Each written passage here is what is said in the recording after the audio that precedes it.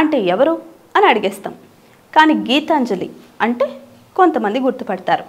నటుడు పద్మనాభానికి జోడీగా ఎక్కువగా ఎవరు నటించారు అంటే ఠక్కున చెప్పే పేరు గీతాంజలి. హాస్యభరితమైన ఎన్నో పాత్రలను గీతాంజలి అవలీలగా పోషించారు.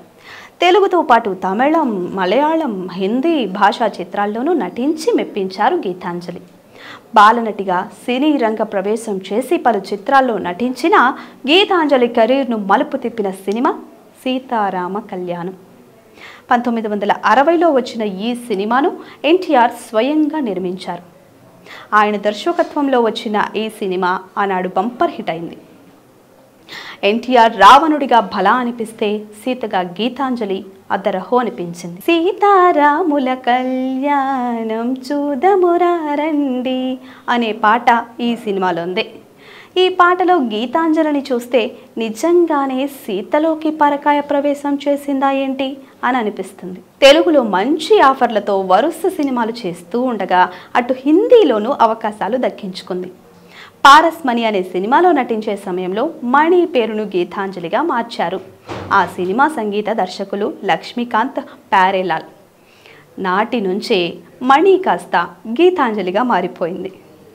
గీతాంజలి గొప్పదనం చెప్పుకునేటప్పుడు ఆమె మూలాల గురించి కూడా తెలుసుకోవాలి కదా.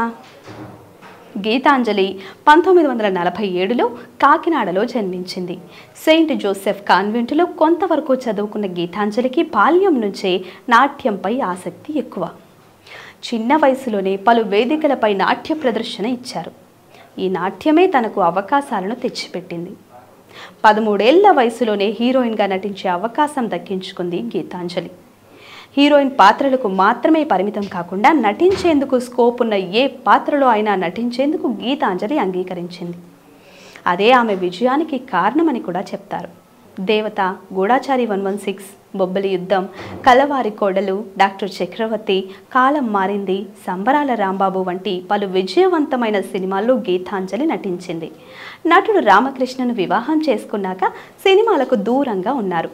కాగా పెళ్ళైన కొత్తలో సినిమాతో మరోసారి గీతాంజలి రీ ఎంట్రీ ఇచ్చారు. భాయ్, గ్రీకు వీరుడు తదితర చిత్రాల్లో నటించి మెప్పించారు. Tamannaah that is Mahalakshmi cinema ఆమె ఆఖరు చిత్రం.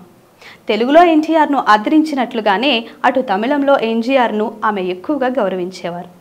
తన చిత్రాల్లో చెల్లెలు పాత్ర ఉంటే దానికి గీతాంజలిని రికమెండ్ చేసేవారని పలు సందర్భాల్లో గీతాంజలి స్వయంగా పేర్కొంది.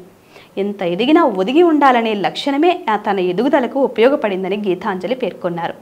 Please subscribe to the channel and download the Politicos app from the links in the description.